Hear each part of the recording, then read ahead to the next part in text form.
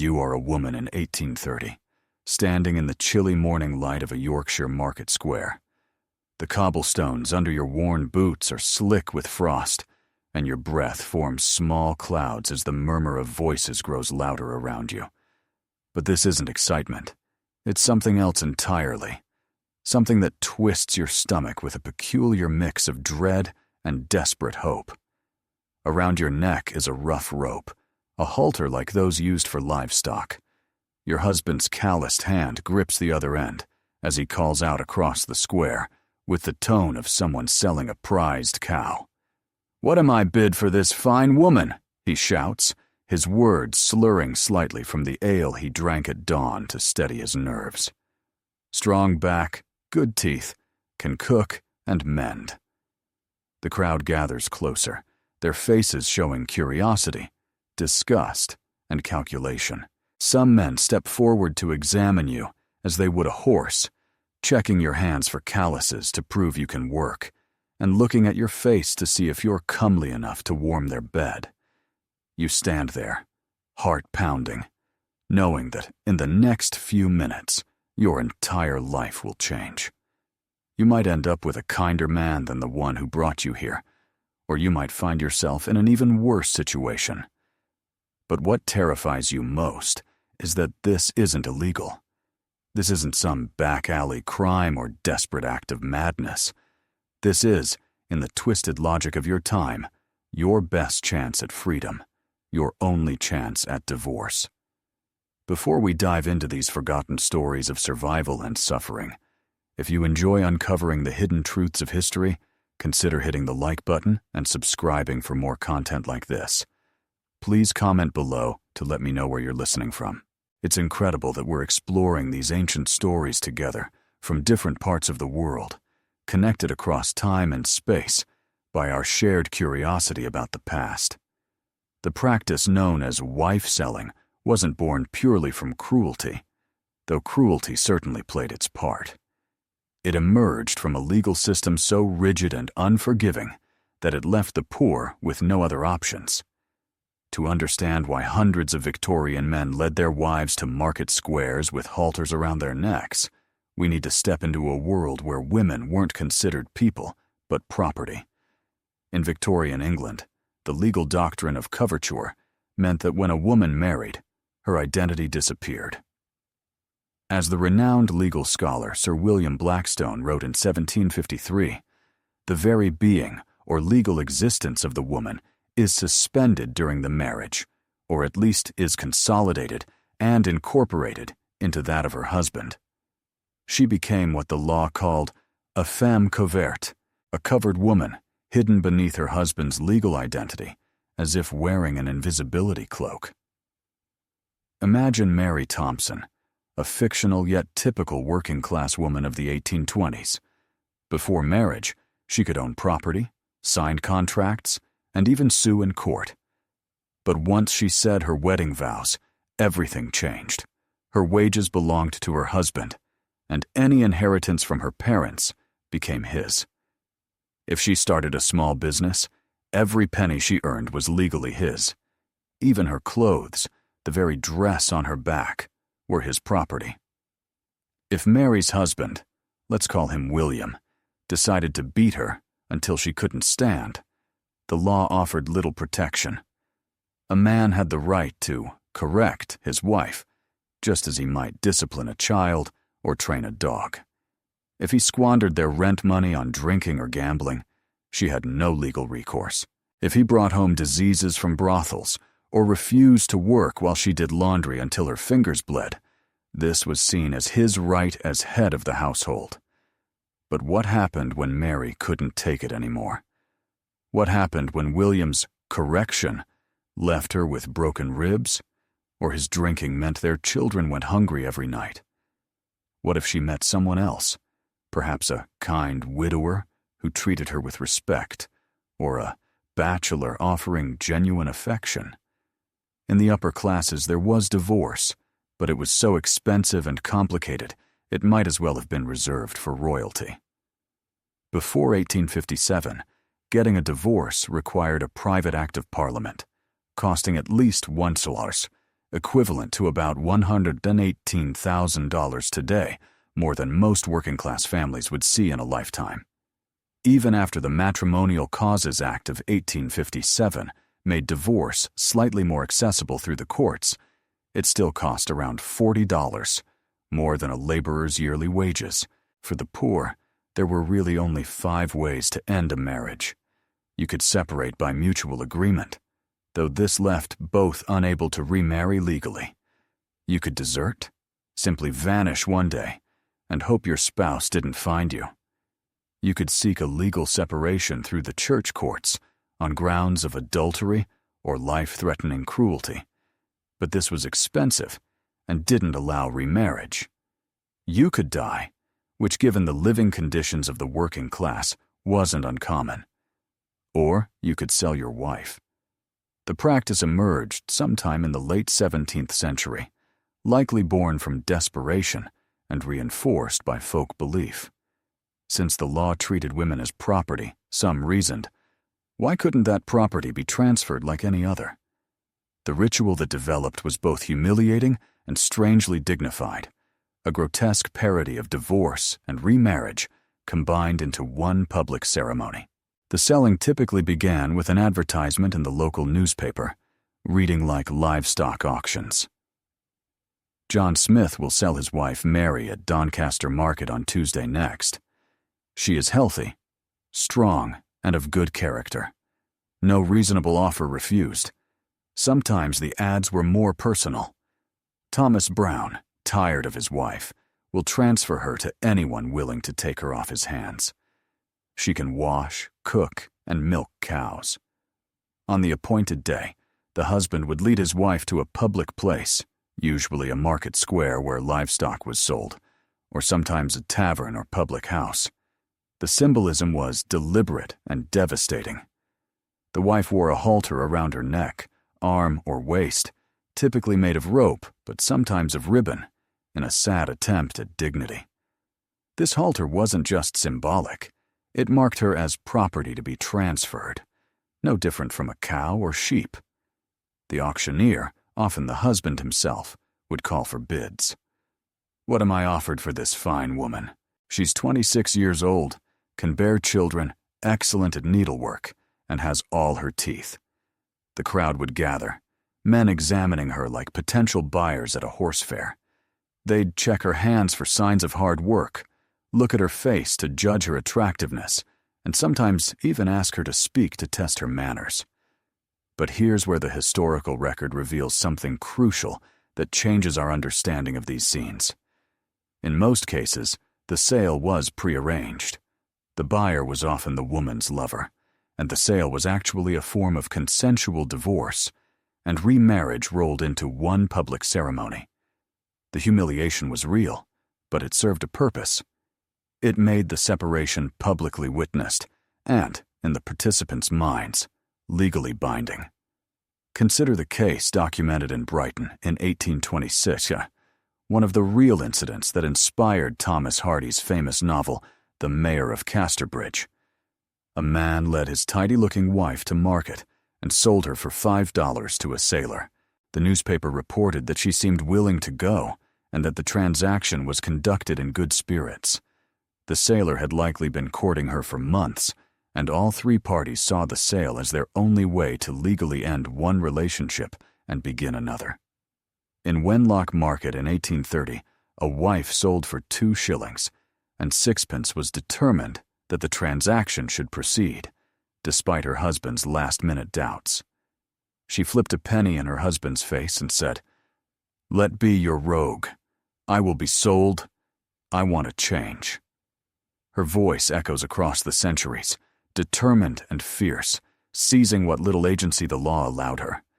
The prices paid varied wildly, from a high of $100 plus $25 for each child, in today's money, over $18,000, to as little as a glass of ale. Most sales fell between 2 shillings and 6pence to 5 shillings, roughly equivalent to $20. $50 today. But the money wasn't really the point. The key element was the public nature of these transactions, witnessed by dozens or even hundreds, who could later confirm that the woman had been legally transferred from one man to another. The halter itself bore deep symbolic significance. Once the sale was finalized, it was handed to the new husband as evidence that the transaction was complete. This was not just for show. It was a desperate attempt to create legal legitimacy where none existed. The participants needed to believe and to persuade their community that their actions were legitimate. Sometimes, the ritual became more elaborate. Bills of sale were drafted and signed, using language borrowed from real property transfers.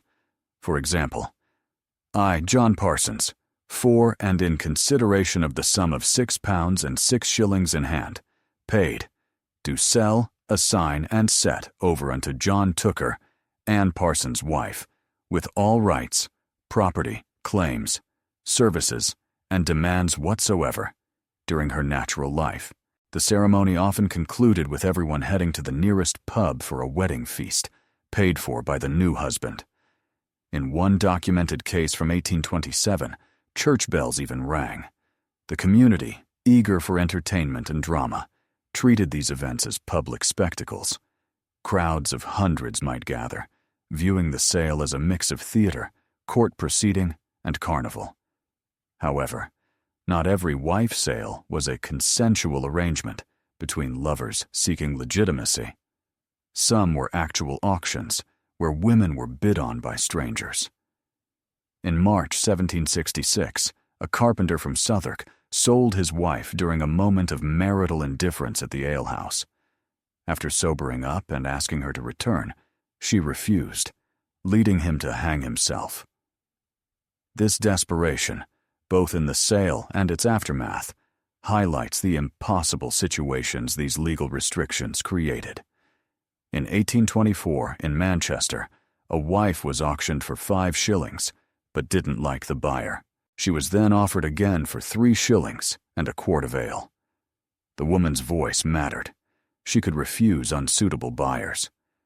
But imagine the terror of standing there, while strangers bid on you like livestock, knowing your future depended on which man would pay the most.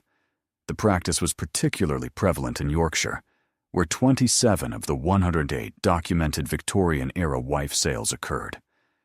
In May 1837, a blacksmith named Garth in Halifax sold his wife for 1 shilling, bought her back, and then resold her to a married man for half a crown. When the wife learned of this, she severely attacked her faithless spouse, a detail suggesting she hadn't consented to any transactions. The most elaborate sales could attract enormous crowds. In December 1849 in Gould, a man named Ashton returned from the hospital to find his wife had run off with her lover. He tracked them down and arranged a public sale. A Yorkshire crowd gathered to witness the buxom young woman being sold to her lover for 5 shillings and 9 pence after some spirited bidding. Before leaving with her new partner, she snapped her fingers at her ex-husband and declared, "There, good for nothing. That's more than you would fetch." Even children were not exempt from this trade. Wives were sometimes sold with their children included in the price, like accessories to the main purchase. In 1865, a woman and her 2 children were sold for $100 plus $25 each for the children, a sum that represented several years' wages for a working man. The buyer was taking on not just a wife, but an entire family, with all the financial responsibilities that entailed. The authorities' response to wife selling was inconsistent and often confused. Legally, the practice had no basis in law. It was essentially a conspiracy to commit adultery, followed by bigamy when the new couples married. But many local officials seemed uncertain about their authority to intervene. In 1819, when a magistrate tried to prevent a sale in Ashbourne, Derby, he was pelted and driven away by the crowd. Later, he admitted his uncertainty. As to the act of selling itself, I do not think I have a right to prevent it, because it rests upon a custom preserved by the people, of which perhaps it would be dangerous to deprive them by any law for that purpose. Some local officials even encouraged the practice. Poor law commissioners, responsible for maintaining the destitute in workhouses, sometimes forced husbands to sell their wives rather than have the parish support separated families. In 1814, Henry Cook was compelled by the Effingham workhouse authorities to sell his wife rather than have the parish maintain her and her child. She was taken to Croydon Market and sold for 1 shilling, with the parish paying for the journey and a wedding dinner. The symbolic power of the marketplace location cannot be understated. Markets were where livestock changed hands, where property was bought and sold, where the community gathered to witness transactions. By choosing these locations, the participants were inserting their personal drama into the most public commercial space available. They were demanding that their community witness and validate what the law refused to recognize. But the symbolism cut deeper than mere location. The halter around the woman's neck made explicit what the law only implied, that wives were property, no different from animals. Some sales even priced women by weight, just like livestock. This wasn't metaphor. It was the logical extension of legal doctrine. The practice began to decline in the 1840s as social attitudes shifted and divorce became slightly more accessible. Newspaper coverage became increasingly critical, describing these sales as disgusting and disgraceful scenes. The growing middle class, uncomfortable with such public displays of what they considered working-class barbarism, pushed for prosecutions. By the 1850s, more sales occurred privately by deed rather than public auction, as participants tried to keep up the legal fiction while avoiding public shame. Religious and social reform movements also worked to end the custom. The Salvation Army and other evangelical groups preached against it. Ironically, in 1889, a Salvation Army member sold his wife for a shilling in Hucknall, Nottinghamshire. Even reformers couldn't fully break free from the practical constraints that made wife-selling seem like a reasonable solution to difficult situations. The last recorded wife sale in England happened in 1913, when a woman testified in a Leeds police court that she had been sold to one of her husband's workmates for £1. By then, the practice was a relic, kept alive more by tradition and necessity than by belief in its legitimacy. But the deeper horror of wife-selling wasn't the ritual itself, it was what the ritual revealed about the society that made it necessary. These weren't savage customs practiced by barbarians. They were the logical responses of rational people trapped in an irrational system.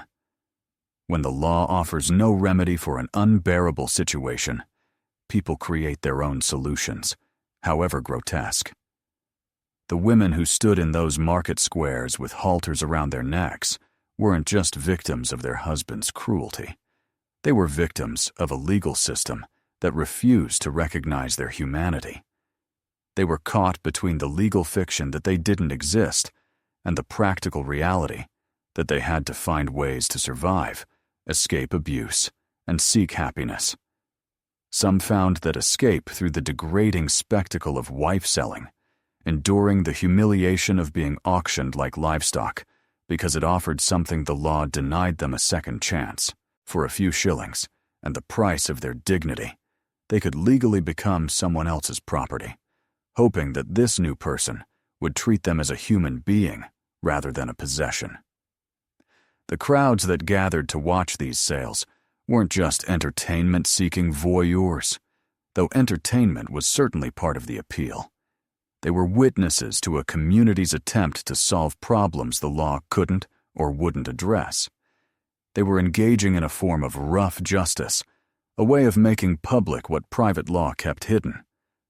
Arthur Munby witnessed what he called the fine old custom in a North Yorkshire village in February 1860, where an old man sold his considerably younger wife to a middle-aged purchaser for 18 pence. The buyer considered making a bid and eventually decided that the act was proper and lawful. However, the villagers disagreed. They burned the pair in effigy on the green, indicating that even in communities where wife-selling continued, it was controversial and morally complex. The practice crossed class lines more often than Victorian middle-class commentators cared to admit. The Duke of Chandos reportedly bought his second wife from an ostler around 1740, paying half a crown for a woman his innkeeper was abusing. He had her educated, married her after her first husband died, and by all accounts, they lived happily together. Her deathbed speech to her household, recounting her history, and sharing a touching moral about relying on providence, suggests that even aristocratic wife-selling could result in genuine love and respect. These stories complicate our understanding of what wife-selling meant to those who practiced it. Yes, it was degrading and humiliating. Yes, it treated women as literal property. But it was also, in its twisted way, a form of liberation. It offered escape from marriages that might otherwise have meant lifelong misery or death. The historical record shows that many wives actively participated in arranging their own sales. In 1822, in Plymouth, a woman provided the money for her agent to buy her out of her marriage. In numerous cases, wives insisted on sales when their husbands had second thoughts. They weren't passive victims being traded against their will. They were active participants in the only form of divorce available to them. This doesn't make the practice any less horrifying, but it helps us understand why it persisted for over 2 centuries. Wife-selling wasn't just about men getting rid of unwanted wives. It was about families trying to solve impossible problems with the only tools available to them. The broader context makes the practice even more tragic. This was an era when a working man might earn 10 shillings a week. Families lived in single rooms without running water, and children as young as 6 worked in factories for 12 hours a day. Life was brutal, short, and offered few choices. Marriage, which for the wealthy might offer companionship and social advancement, was for the poor often just another economic arrangement. When that arrangement failed, when husbands drank away the household money, when wives couldn't bear children, or when violence made home life unbearable, the poor had nowhere to turn. The church offered moral guidance, but no practical solutions. The law offered punishment, but no relief. Only the rough justice of community-sanctioned wife-selling provided a way out. Newspaper accounts of these sales, written primarily by middle-class journalists for middle-class readers, often drip with condescension and moral outrage. They describe the participants as brutish and degraded, the crowds as savage and voyeuristic. Between the lines, we uncover stories of desperate individuals forced to make impossible choices while maintaining as much dignity as possible. From our modern viewpoint, it's easy to focus on the cruelty and degradation of wife-selling. The image of a woman with a rope around her neck, auctioned like livestock, seems the ultimate symbol of female oppression. And indeed, it was. But it also represented something else. It was a community's attempt to deliver justice where the law failed. It was a way for desperate people to assert agency in a system that denied them choices. It was rough, imperfect, often cruel, but it was also the only form of divorce available to the poor. The practice didn't end because society suddenly became enlightened about women's rights, but because legal divorce became slightly more accessible and economic changes provided women with other options. The married women's property. Acts of 1870 and 1882 began to erode coverture, allowing wives to keep their earnings and inherit property. Slowly, the law began to recognize women as people rather than property. But for the women in those market squares in the early 19th century, with halters around their necks and crowds examining them like livestock, those changes came too late. They lived in a world offering no legal identity, no right to their earnings, no escape from oppressive marriages except through the degrading public spectacle of sale. Their stories remind us that progress isn't inevitable, that our legal rights were hard-won and came at a high cost. They remind us that when systems fail to deliver justice, people will create their own, however imperfect or troubling. As you sit in your comfortable modern life, with the legal right to divorce, the ability to own property, and recognition as a full person under the law, remember the women who bought their freedom for a few shillings at the cost of their dignity in Victorian England's market squares. Remember that the rights you enjoy were built on the suffering of women who had no choice but to wear halters, hoping someone would treat them more kindly than the law did. The last echoes of these market square auctions faded over a century ago, but they leave us with uncomfortable questions about the systems we've built and the people they fail. They remind us that behind every grotesque historical practice are human stories of survival, desperation, and the endless search for something better, even at an unbearable cost. The horror of wife-selling becomes even more visceral when we examine how these auctions unfolded. Picture yourself back in that market square, this time as an observer in the crowd. The morning mist still clings to the cobblestones, and the air is filled with the familiar sense of a livestock market hay, manure, and the metallic tang of fear from animals sensing their fate. But today, the fear emanates from a different source entirely. The woman on the makeshift platform isn't livestock. She's someone's daughter, mother, or sister. Her name might be Elizabeth, Sarah, or Mary. Names lost to history except in faded newspaper clippings and court records.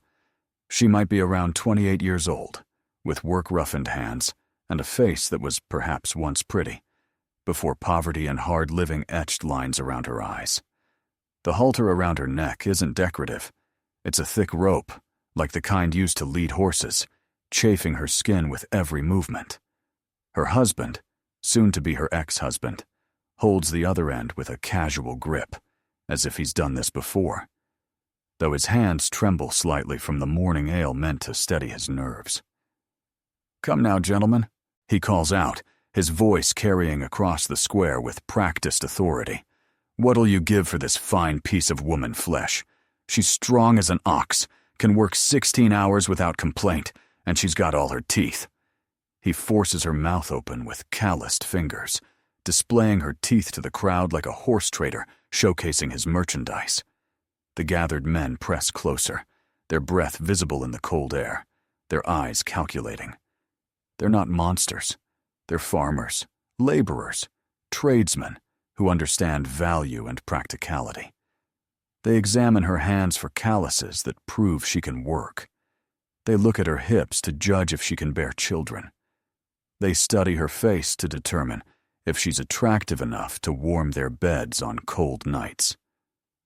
One man, a blacksmith by the look of his soot-stained apron, steps forward and pinches her arm to test the firmness of her flesh.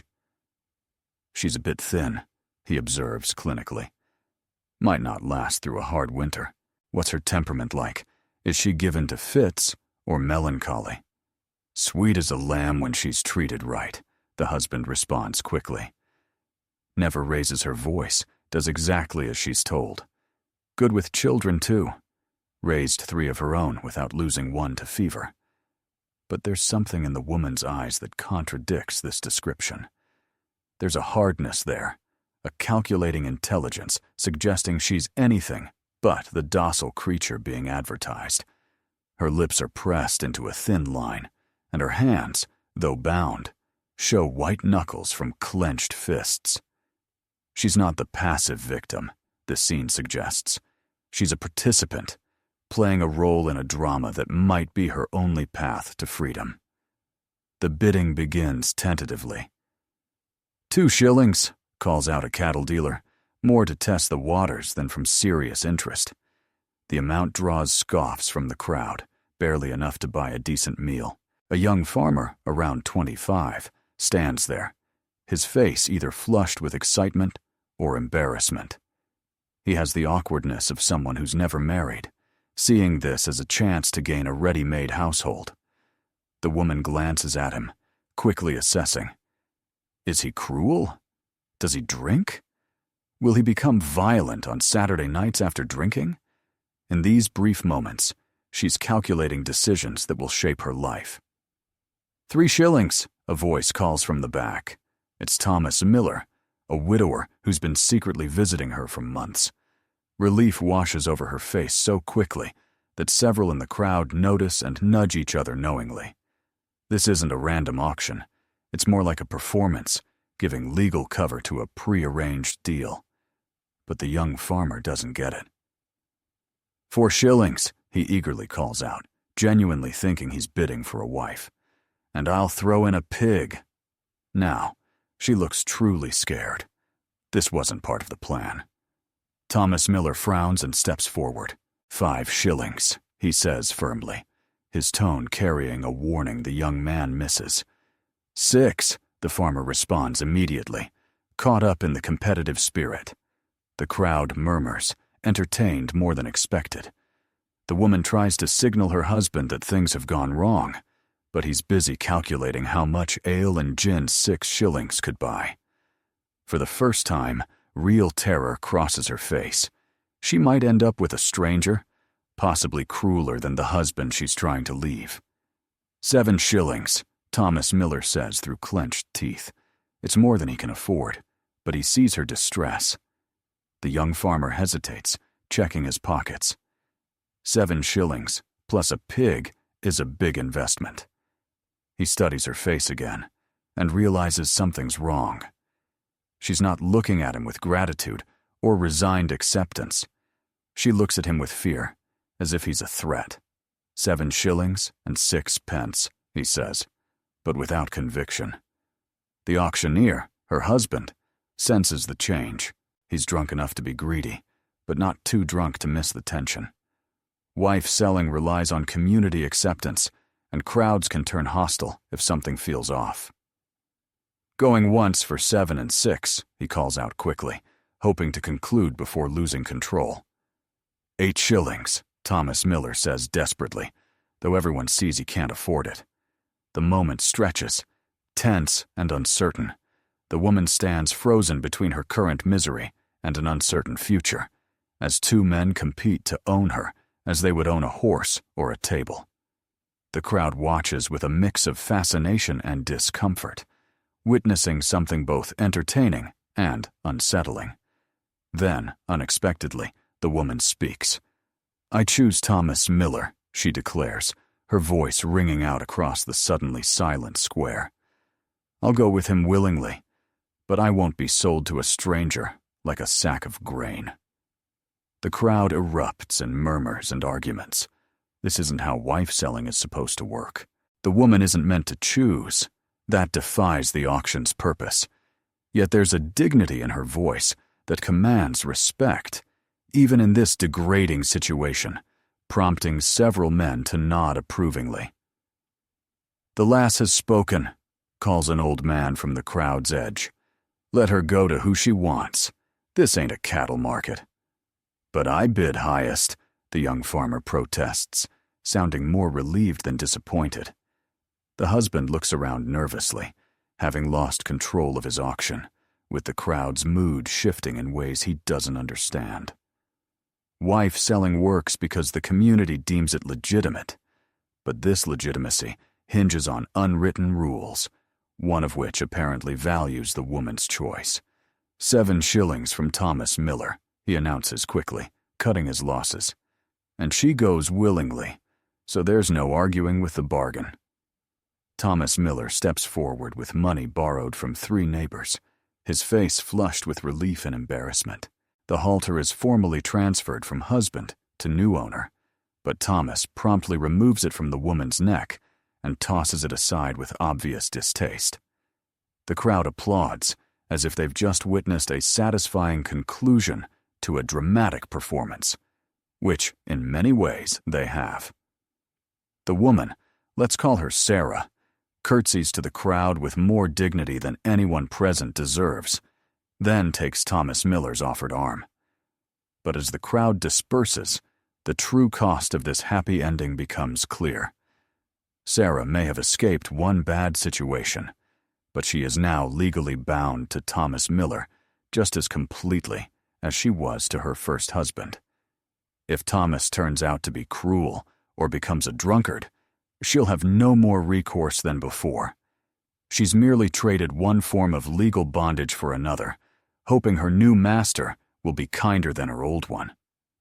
The young farmer who nearly bought her watches, them go with mixed feelings. Part of him is disappointed, having been lonely enough to think buying a wife was a reasonable solution. But part of him is also disturbed by what he's just witnessed. He had never really considered what it meant to own another human being, to have someone connected to him not through love or mutual benefit, but by a legal fiction that reduced her to property. Sarah's former husband pockets his 7 shillings and heads to the nearest tavern, calculating how many drinks he can afford. He feels a mix of relief and loss he can't quite comprehend. Sarah had been a burden, another mouth to feed, another person making demands on his scarce resources. Yet, she was the only person in the world who cared whether he lived or died, even if that care was mixed with fear and resentment. This scene is fictional, but based on numerous documented cases with similar patterns. The reality of wife-selling was more complex and heartbreaking than the simple narrative of men discarding unwanted wives suggests. Take the case of Mary Ann Price, sold in Merthyr Tydfil in 1837. A newspaper described her as a young woman of attractive appearance, led into the market with a new rope around her waist. She was sold to a man named Lewis for 4 shillings and 6pence, but the deal was clearly prearranged. Lewis was described as her sweetheart, and the sale seemed satisfactory to all parties. Yet, details in the newspaper hint at a deeper story. Mary Ann's husband was a coal miner, known for heavy drinking. The sale occurred during an economic depression in the Welsh mining districts, when families struggled with reduced wages and irregular work. Mary Ann's choice likely lay between starvation with a drunken husband and survival with a man who could provide for her. Consider the more troubling case from Carlisle in 1832, where a woman was put up for sale by her husband, but refused all bidders. The crowd grew hostile as she continued to reject buyers, and the situation became so tense that a local magistrate intervened to prevent violence. Ultimately, she was sold to a man she'd never met for 3 shillings, but she refused to go with him. The sale was declared invalid, and she returned to her husband, though her fate afterward is unknown. These cases expose the fundamental contradiction at the heart of wife-selling. The practice relied on the legal fiction of women as property to be transferred at will, but it also required the woman's consent for community acceptance. A wife clearly sold against her will generated sympathy and sometimes intervention from crowds who might otherwise enjoy the spectacle. The geographic spread of wife-selling highlights the social and economic conditions that made it seem necessary. Yorkshire, with its industrial towns and rural poverty, had the highest number of documented cases. The practice was less common in the prosperous South and nearly unknown in Scotland, where different legal traditions provided other options for unhappy couples. In the industrial North, where traditional social structures were breaking down due to rapid economic change, wife-selling offered a way to adapt old customs to new circumstances. Factory work meant families were no longer economic units working together on farms. Husbands and wives might work in different industries, have different schedules, and develop separate social networks. When marriages failed under these pressures, traditional remedies like community intervention or family pressure were less available. The symbolism of the halter reveals the deep connections between wife-selling and livestock trading, but it also served a practical legal purpose. English common law recognized several ways of transferring property, and the physical handling of goods, called livery of seisin, was one of the oldest and most respected methods. By using a halter and conducting the sale in a marketplace, participants were invoking legal traditions dating back to medieval times. The halter also served a psychological purpose for both sellers and buyers. For husbands, it made explicit what the law already implied. Their wives were property to be disposed of at will. For buyers, it symbolized their new rights and responsibilities. For the women themselves, the moment when the halter was removed often marked their psychological transition from one household to another. Some of the most elaborate wife sales involved multiple transfers of the same woman. In Sheffield in 1842, a woman was sold 3 times in one day as different men bid for her, then changed their minds. Each time, she endured the humiliation of being examined by potential buyers, only to return to the auction block when the transaction fell through. The newspaper account describes her as becoming increasingly distraught as the day wore on, finally breaking down in tears when the 3rd sale was also canceled. These multiple sales reveal the fundamental instability of the entire system. Because wife selling had no legal basis, there was no way to enforce the contracts or resolve disputes. A buyer who changed his mind could simply return his purchase and demand his money back. A woman who found her new situation intolerable had no recourse except to persuade her new husband to sell her again. The children of sold wives occupied a particularly tragic position in these arrangements. Sometimes they were included in the sale price, like accessories to the main purchase. In 1847, a woman sold in Pontefract came with 3 children. The buyer agreed to raise and educate them. However, children often stayed with their fathers, separated from their mothers by transactions they couldn't comprehend. The emotional impact on these children rarely appears in historical records, but we can imagine the trauma of seeing your mother led away by a stranger with a rope around her neck. Some children never saw their mothers again, while others reunited years later under awkward and painful circumstances. The practice of wife selling also profoundly affected the communities where it occurred. These sales were public events that attracted hundreds, sometimes thousands of spectators, serving as popular entertainment and sparking community discussions on marriage, morality, and acceptable behavior. The crowds were active participants in a form of rough justice, approving or disapproving of sales, intervening when they felt a woman was treated unfairly, and enforcing community standards. A husband attempting to sell his wife to someone deemed unsuitable could find his auction disrupted by hostile spectators. These community interventions show that wife selling wasn't just about individual choice or desperation. It was embedded in complex social networks and moral economies, functioning only with community support. This support was conditional on unwritten rules of fairness, consent, and respectability. The declining status of wife selling in the mid-19th century mirrored broader changes in British society. The growing middle class, emphasizing domestic privacy and moral respectability, became increasingly uncomfortable with public displays of working-class marital breakdown. Newspapers began describing wife sales as disgusting exhibitions and brutal spectacles, reflecting class anxieties in an era when industrial capitalism sharply distinguished between respectable and disreputable behavior. Religious revival movements also helped suppress the practice.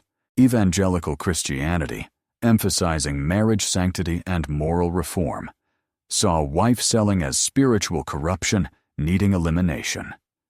Methodist and Baptist preachers regularly condemned it from their pulpits, though their success in changing behavior was limited. The legal system's response evolved slowly and inconsistently. Before 1850, prosecutions were rare and penalties light, usually involving a few days in jail or a small fine. As societal attitudes hardened against the practice, courts began imposing harsher penalties. By the 1860s, men convicted of selling their wives could face 6 months in prison, and buyers could be charged with conspiracy to commit adultery. However, proving a wife sale had occurred was often difficult. Participants had strong incentives to deny any money changed hands, or to claim the ceremony was simply a joke or theatrical performance. Juries, often drawn from working-class communities, where wife-selling was understood, if not approved, were sometimes reluctant to convict those they saw as trying to solve impossible problems. The rise of music hall entertainment in the mid-19th century gave wife-selling a new cultural life, even as the practice declined. Popular songs like "The Sale of a Wife" turned the ritual into comedy, portraying the husband as a fool, the wife as a shrew, and the buyer as a dupe. These songs sanitized the real desperation and humiliation of wife-selling by turning it into harmless entertainment for middle-class audiences. Yet, the persistence of wife-selling in popular culture reveals its psychological and social functions. The practice addressed deep anxieties about marriage, property, and gender relations that didn't vanish when the ritual became socially unacceptable. Music hall songs, penny novels, and later cinema continued to explore themes of marital breakdown and reconstruction that wife-selling had once addressed directly. The international aspect of wife-selling also deserves attention. English settlers brought the practice to American colonies, where it persisted into the 19th century. Colonial court records document cases from Connecticut to South Carolina, suggesting the custom was adaptable to different social and economic conditions. In some American contexts, wife-selling appears to have been more commercialized than in England, with formal bills of sale and newspaper advertisements. The French were particularly fascinated by English wife-selling, seeing it as evidence of British barbarism and moral corruption. French newspapers regularly reported on English wife sales, often exaggerating details for dramatic effect. Political cartoons depicted John Bull leading his wife to market like a cow, using the practice as a symbol of English brutality and commercialism. This international attention was deeply embarrassing to English elites, who were trying to position Britain as the leader of European civilization and moral progress. The idea that Englishmen routinely sold their wives like livestock contradicted the emerging Victorian ideology of domestic respectability and female virtue. Government officials began pressuring local magistrates to crack down on the practice more vigorously. The role of alcohol in wife-selling cannot be overlooked. Many sales occurred in taverns, fueled by alcohol and male camaraderie, which made the degradation of women seem acceptable or even amusing. The ritual often concluded with everyone drinking together to celebrate the transaction, a practice that normalized what might otherwise appear shocking or cruel. Alcohol provided a convenient excuse for men who later regretted their actions. Several documented cases involve husbands who sold their wives while drunk and then tried to reclaim them when sober. The legal system generally refused to recognize these post-sale regrets, treating wife selling as a binding contract, regardless of the seller's mental state. The economic aspects of wife selling become clearer when examined alongside other working-class survival strategies. In communities where unemployment was chronic and wages barely sufficient for survival, marriage was often an economic necessity rather than a romantic choice. Women needed male protection and support, while men needed domestic labor and childcare. When these economic partnerships failed, wife selling offered a way to rearrange resources and responsibilities. The prices paid for wives reflected these economic calculations. Women described as good workers, skilled at valuable trades like spinning or brewing, commanded higher prices than those whose labor was less valuable. Age, health, and childbearing capacity all affected market value. The haggling surrounding these sales reveals that participants understood exactly what they were buying and selling, not just a woman, but her labor, her fertility, and her domestic skills. The documents that survive from wife sales often contain revealing details about working-class life and values. Newspaper accounts describe women's clothing, physical appearance, skills, and temperaments.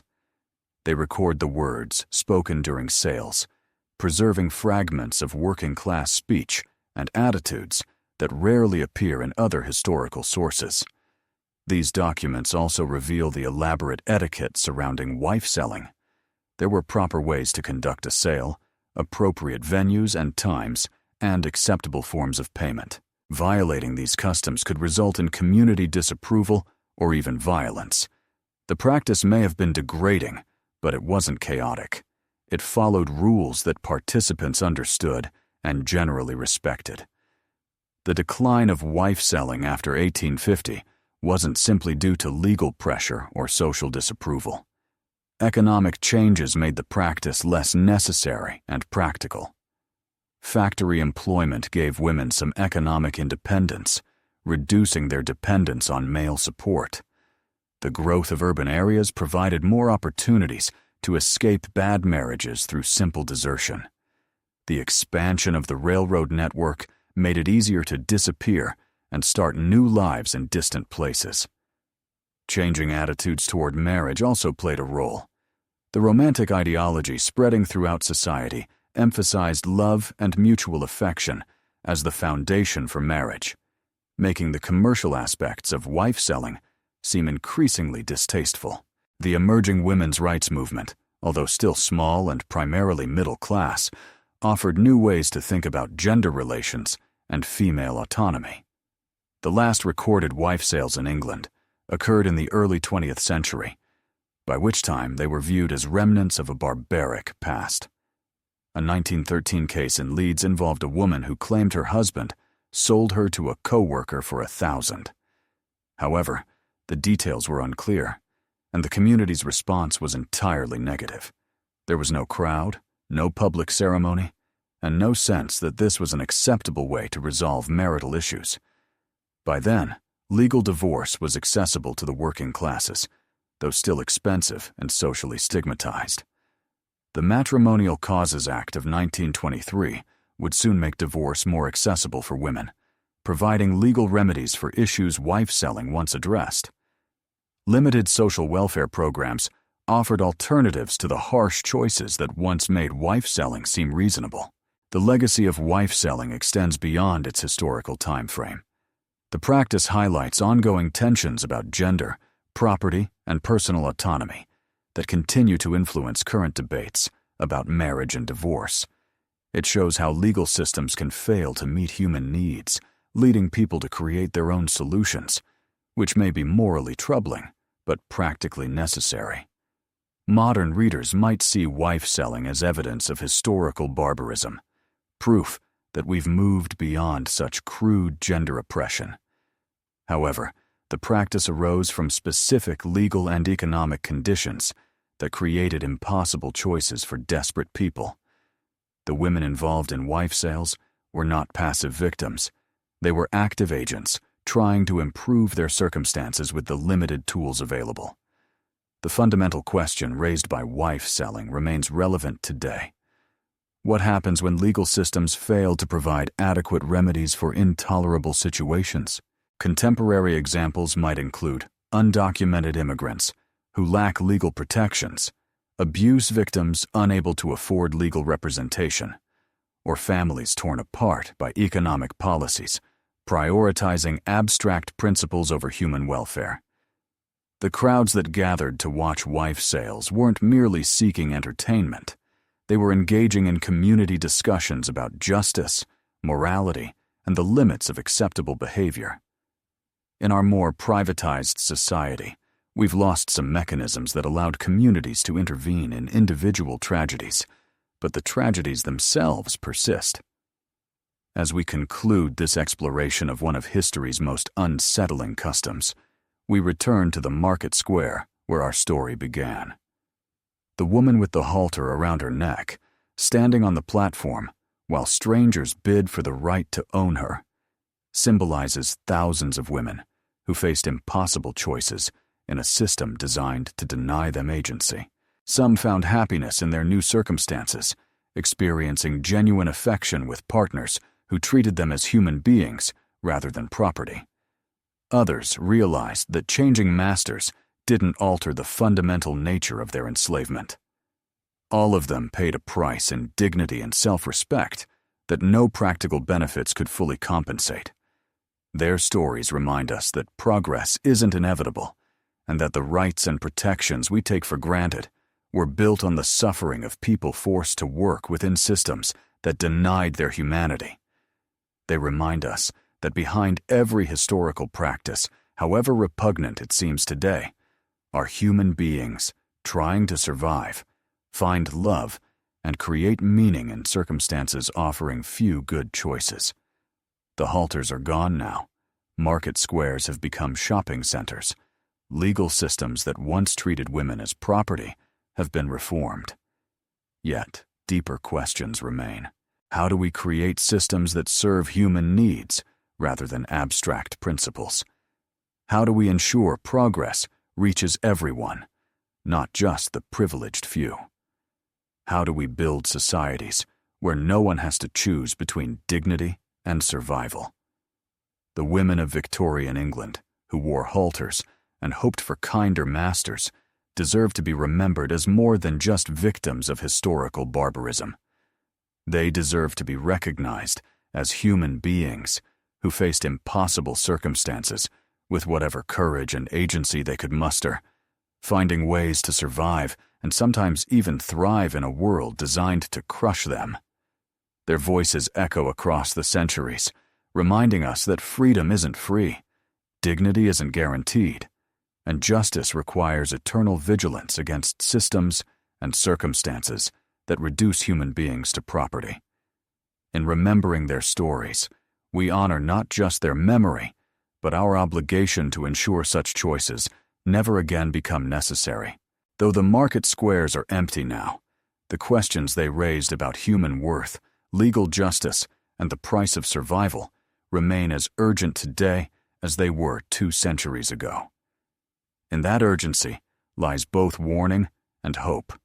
A warning that progress can be reversed, and hope that understanding the past can help us build a more just future.